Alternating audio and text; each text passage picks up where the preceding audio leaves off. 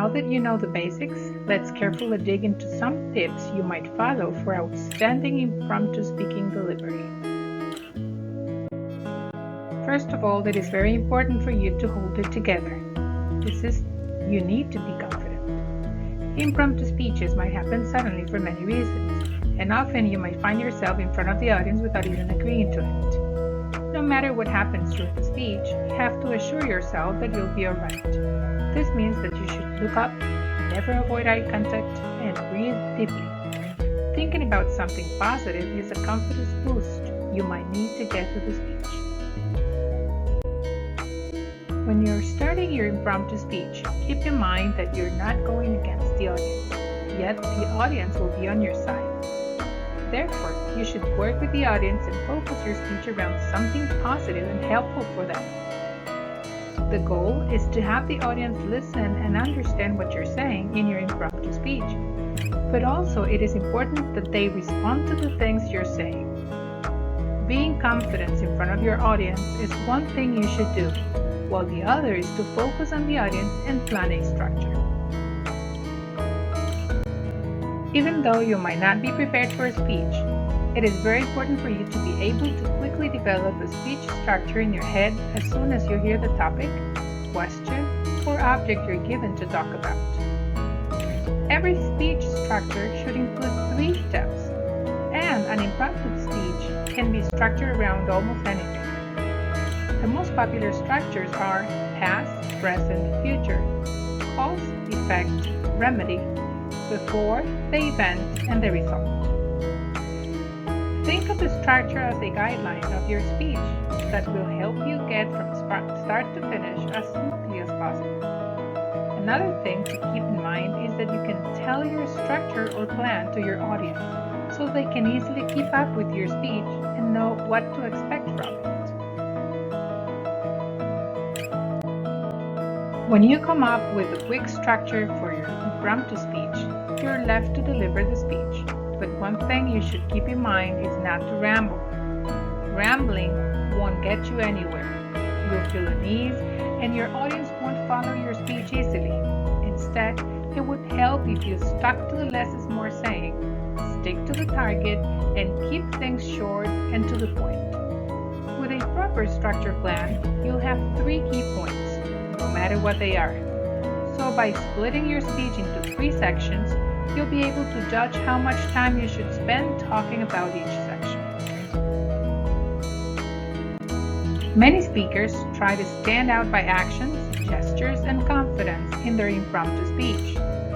While this is also important, there is something even more important.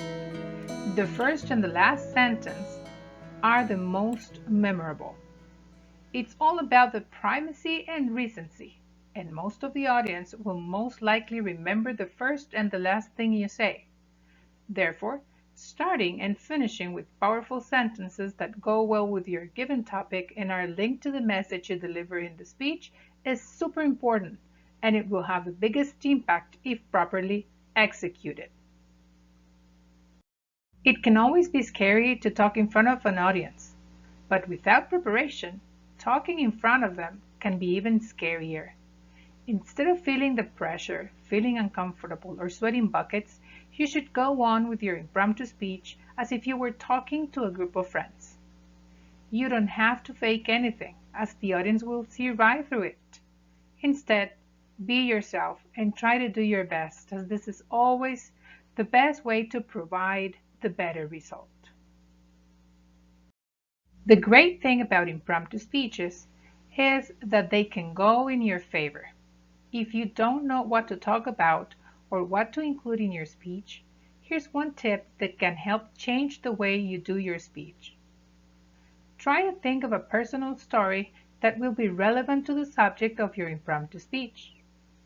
This will give you a topic to talk about, and you won't have to do any research or try to come up with facts that you will have to somehow back up, and that way your audience will love a personal story.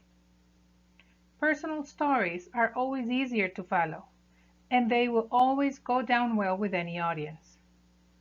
Another piece of advice is to include a personal story, but in the middle section of your speech.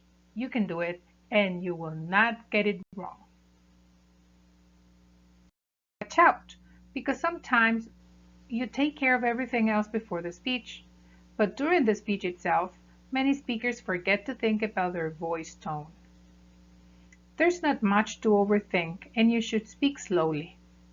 Rushing might get you near the end sooner, but your speech won't be a smooth ride. Instead, take your time, focus on your breathing, rely on pauses, and have an impact while you deliver the key parts of the speech. You need to make sure to follow your speech with confident actions. They are the most powerful body language actions that are not hard to get right. Yet, you might have to remind yourself to be presentable. This is: stand tall on both your feet.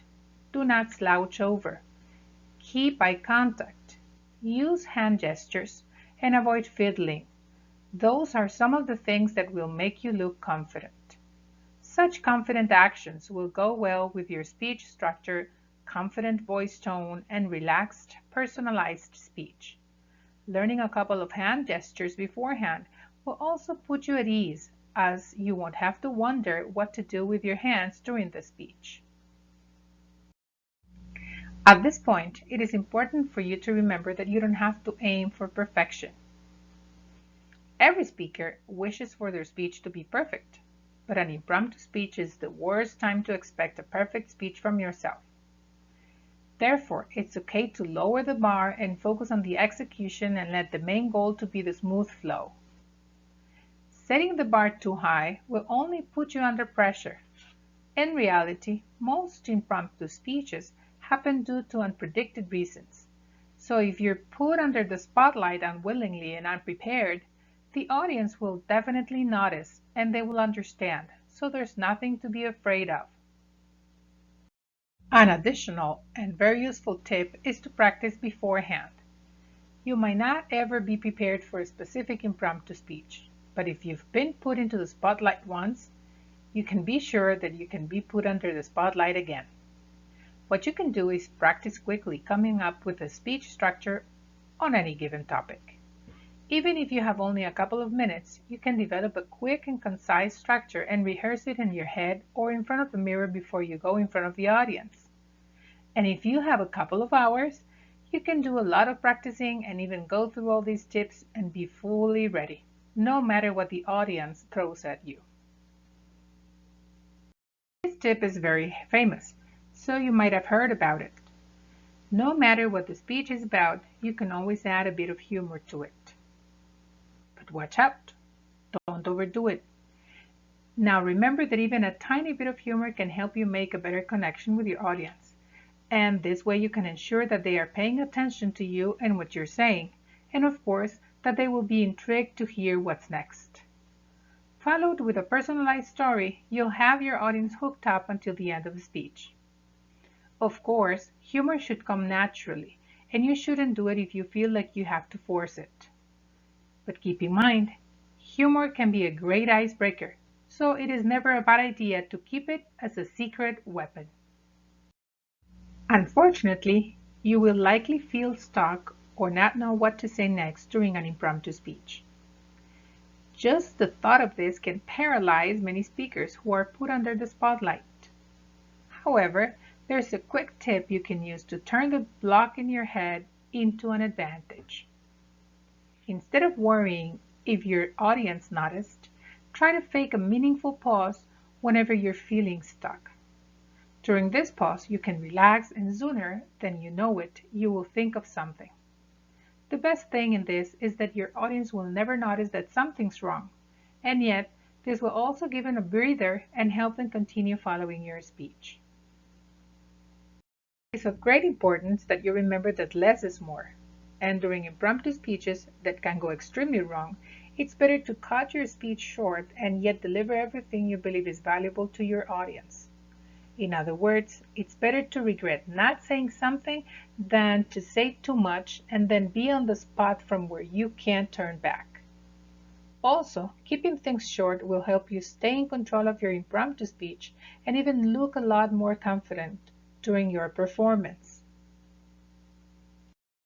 Since most impromptu speeches happen unexpectedly, not only will you have to come up with something from nothing, but you will also have to give the audience something they're looking for.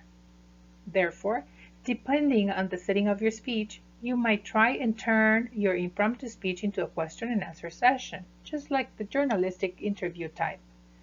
This will help you think less about what your whole speech will look like and focus on things the audience asks you in pieces.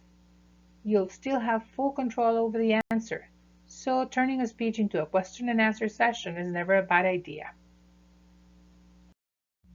Making a lasting impression with a strong conclusion is our last tip. You have to remember to wrap your audience's attention with a solid ending to your presentation. This closing can include things like a call to action that encourages listeners to take the next step, or also a memorable quote that inspires or illustrates a point from your presentation, as well as a personal story that demonstrates why this issue is so important to you.